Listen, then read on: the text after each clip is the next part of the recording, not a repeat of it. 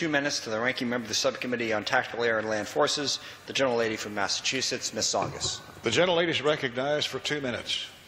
Thank you, Ranking Member Smith and Chairman Thornberry. I appreciate very much your leadership.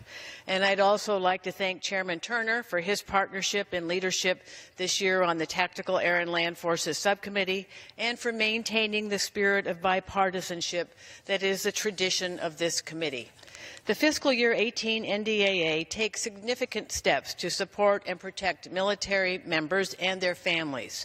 However, I share Ranking Member Smith's concerns that this year's bill authorizes a level of defense spending that is wholly unrealistic.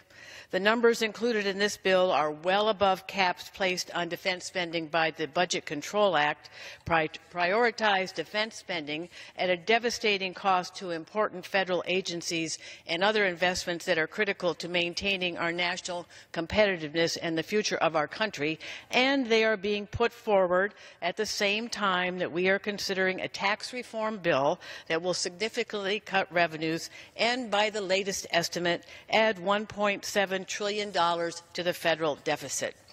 Accordingly, the increased spending included in this bill are hollow numbers, and we are failing to deliver a credible or sensible long-term plan to the Defense Department.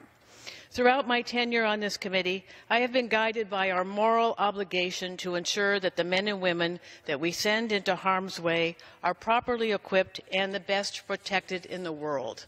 I would never deny them the tools they need to defend themselves and our nation, which is why I will be voting for this compromise. I understand the necessity of many of the programs that are funded each year in this bill and believe its passage is needed to maintain American military superiority against a variety of threats while supporting our men and women in uniform.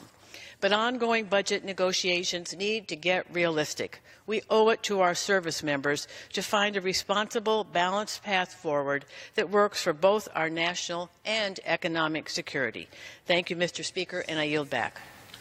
Gentlelady yields back her time.